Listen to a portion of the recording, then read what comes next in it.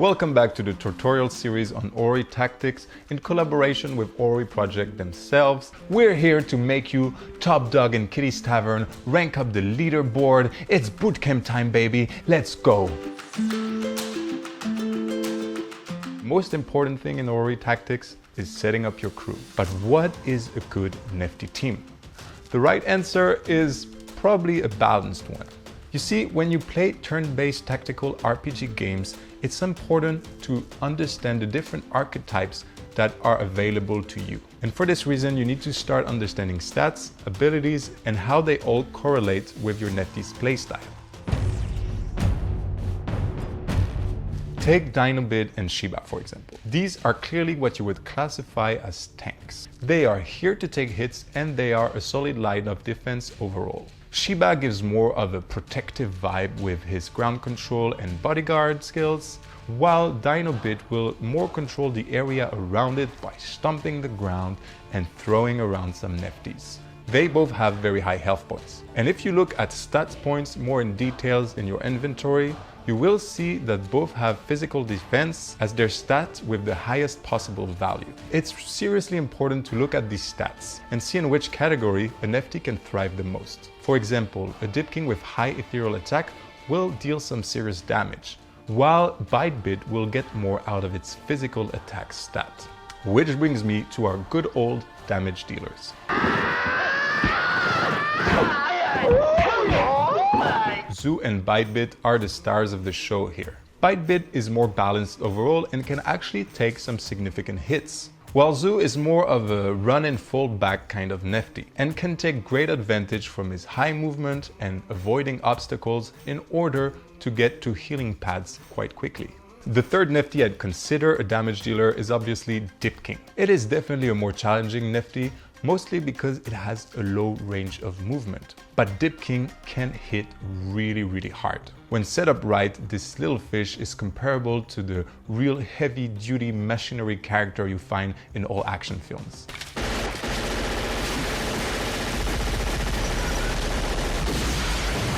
Next on my list, I will call them Disruptors.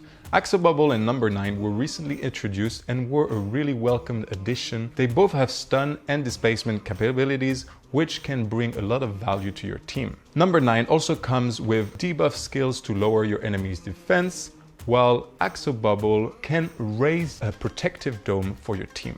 And finally, ladies and gentlemen, we got our one and only healer, the paladin of Aurory Tactics. Originally seen as a poor weak vegetable, it was seriously buffed up by the team after a community campaign to make Blockchoy great again. And now Blockchoy is a great support, especially for teams which are looking to have efficient turnover turns, thanks to his ulti ability that actually makes allies go quicker on the timeline. Also, it can obviously heal, and on top of that, it can lock opponents in place for a short amount of time.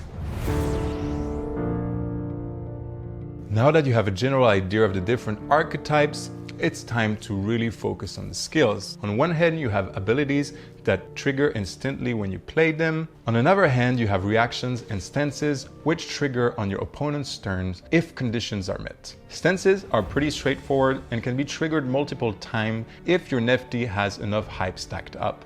Reactions, however, are secret abilities that tend to protect your Nefties somehow.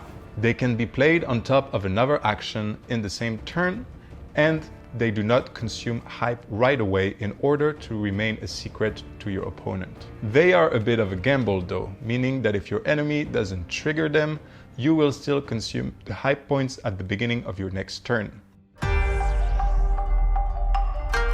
Whatever you play, you always need to pay attention to the hype cost of all the abilities. Eventually, learning the cost of all Nefty skills will give you great advantage in game, as it is important to understand what your opponent is planning and when. Remember that every time a Nefty attacks, it will give hype to other Nefties on the battlefield. A basic ability gives 1 hype point, a special ability 2 hype points, and the ultimate ability gives 3 hype points. So you might want to watch out how many hype points you're about to give to the next Nefty up in line in order to avoid unnecessary damages or even worse, a stun. And finally, when a Nefty faints, its remaining hype is transferred to the closest ally on the battlefield, bringing a deeper sense of strategy about which Nefty you want to try and keep for your endgame.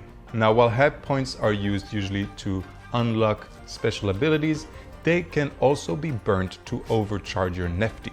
You can press down the shift key on your keyboard when performing an ability, which will consume all of your remaining hype points.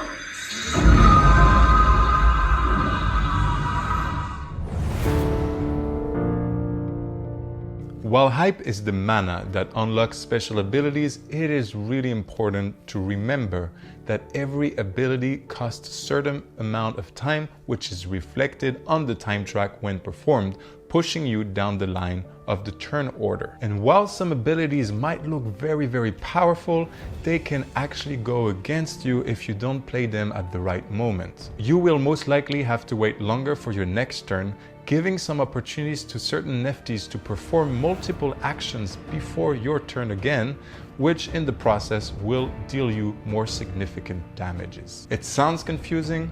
Don't worry, I will make a video about this topic next. If you are enjoying, please like and subscribe, and please leave me in the comments what are your thoughts on the best Nefty teams right now. What is the team you like to play? What archetype you really enjoy? And maybe what you would like to see more of in the game. See you all soon in Tokane.